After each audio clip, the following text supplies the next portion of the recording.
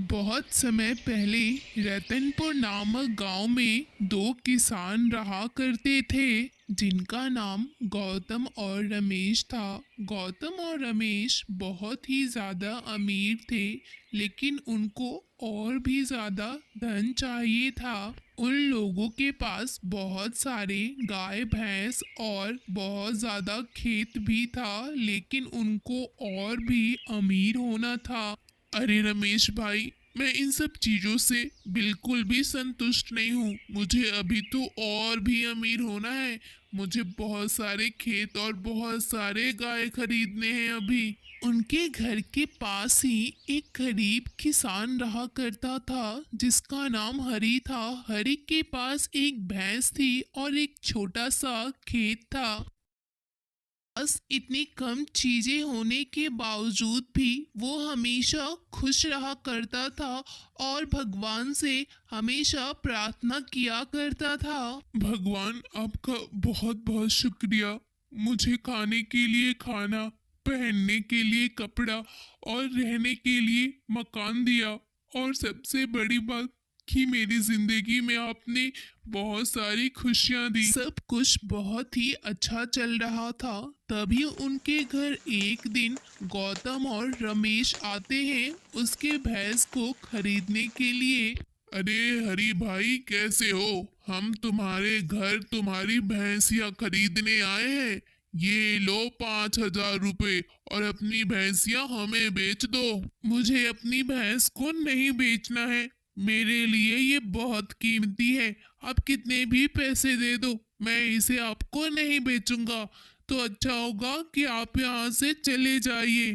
ये सब सुनकर उन दोनों को बहुत ज्यादा गुस्सा आता है और वहां से वो चले जाते हैं।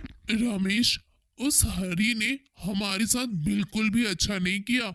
उसके पास लगता है बहुत ज्यादा अहंकार हो गया है।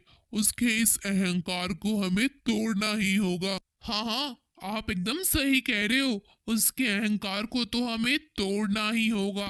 हमें कुछ ऐसा करना होगा कि वो खुद आके अपनी भैंसियां हमें बेचेगा। देख लेना, उससे तो मैं बदला लेकर रहूंगा। उसने मुझसे बदतमीजी की है, लेकिन हम उससे कैसे बदला लेंगे? मेरे पास एक योजना है। आज रात को सब सो जाएंगे, तब हम उसके खेत में जाएंगे और उसके खेत में आग लगा देंगे। फिर उसके पास अपने भैंसिया को देने के लिए ना कोई चारा होगा और वो खुद परेशान होकर अपनी भैंसिया हमें बेच देगा। हाँ हाँ, ये तो बहुत ही अच्छा तरकीब है बदला लेने का। फिर जब रात हो जाती है तो गौतम और रमेश हरी के खेत में जाते हैं और पूरे खेत में आग लगा देते हैं। जब सुबह हरी अपने खेत की ओर जाता है तो वो देखता है कि उसके खेत में आग लगी हुई है। उसके सारे फसल राख बन चुके हैं और पूरा खेत जलकर तबाह हो गया है। ये सब देखकर हरि बहुत ही ज्यादा उदास हो जाता है और भगवान से कहता है, हे भगवान, अब मैं क्या करूं? मेरे पास ये छोटी सी जमीन थी जिस पर मैं खेती किया करता था।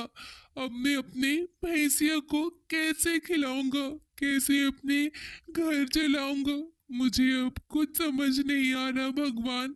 अब आप ही कोई रास्ता दिखाओ। हरि फिर उदास मन से अपने घर की ओर जाता है। अरे संध्या, सुनती हो? हमारे खेत में ना जाने कैसे आग लग गई और हमारी सारी फसल खराब हो गई है। अब हम कैसे रहेंगे? हम अपनी भैंस को अब कहाँ से चारा खिलाएंगे?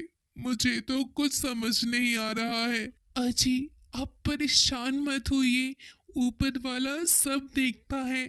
जल्द ही हमारी सारी परेशानियां दूर हो जाएगी। बस आप हिम्मत नहीं हारिए और भगवान पे भरोसा रखिए। हाँ लक्ष्मी, तुम सही कह रही हो। मैं बस भगवान से यही प्रार्थना करता हूँ कि सब पहले जैसे एकदम सही हो जाए। ये सब होने के बाद हरि हमेशा दुखी रहा करता था।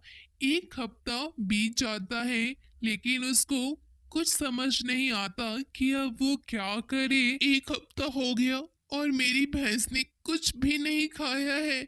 अब मुझे समझ नहीं आ रहा मैं क्या करूं। इससे अच्छा है मैं उसे बेच देता हूँ। कम से कम किसी के पास तो वो अच्छे से खाएगा। ये कहकर हरी उसे बाजार में बेचने के लिए निकल जाता है। चलते चलते हरी जब एक रास्ते पर पहुंचता है तो वो सोचता है, अरे ये रास्ता तो चोर और डाकुओं से भरा पड़ा है। अगर मैं इस रास्ते से जाऊंगा तो वो मुझे लूट लेंगे। मेरे पास कुछ पैसे हैं, मैं इसे भैंस के पूंछ में छुपा देता हूँ। फिर वो उन पैसों को भैंस की पूंछ में छुपा देता है। चलते चलते वो बहुत ही ज्यादा थक जाता है। फिर उसे एक ढाबा दिखता है, वहीं वो बैठकर कुछ खाने पीने का सोचता है। इधर बाहर जब भैंस गोबर देती है तो उसके साथ पैसे भी निकल जाते हैं। ये सब ढाबे का मालिक देख रहा था। वो अचंभे में पड़ जाता है और हरी के पास जाकर कहता है, अरे भाई ये भैंसिया तुम्हारी है क्या? हाँ भाई, ये भैंसिया तो मेरी ही है और मेरे घर में बहुत ज़्यादा परेशानी आ चुकी है, इसीलिए मैं इसे बाजार लेकर बेचने जा रहा हूँ। ढाबे के मालिक को लगता है कि हरी को उसकी भैंस के बारे में नहीं पता है कि वो पैसे देती है। अरे भाई ये भैंसिया मुझे बेच दो, मैं तुम्हें अच्छा खासा पैसा देता हूँ। ये लो 1 लाख रुपए और तुम मुझे ये भैंसिया बेच दो। हरी जब 1 लाख रुपए सुनता है तो वो समझ जाता है कि उसकी भैंस का ये दाम नहीं है, लेकिन वो भगवान का इशारा समझकर उस पैसे को लेकर अपने घर की ओर चला जाता है। अरे संध्या, ये देखो हमारी भैंस बिक गई, वो भी बहुत ही उचित दामों पर। अच्छा, ये तो बहुत ही अच्छी खबर है कि अब हमारी परेशानियां सारी दूर हो जाएंगी। ये सब दूर से ही गौतम और रमेश देखते हैं और वो दोनों हरी के पास आते हैं। अरे हरी भाई, तुम्हारे पास इतने सारे पैसे कहाँ से आए? मैंने अपनी भैंस को बेच दिया। अब मेरे पास इतने ज्यादा पैसे हैं कि मैं बहुत सारी गाय और भैंस खरीद सकता हूँ और बहुत सारे खेत भी खरीद सकता हूँ। ये सुनकर रमेश और गौतम बहुत ही ज्यादा उदास हो जाते हैं, क्योंकि उन्होंने बहुत बड़ी योजना बनाई थी हरी से बदला लेने की, लेकिन अंत में उनकी कोई भी योजना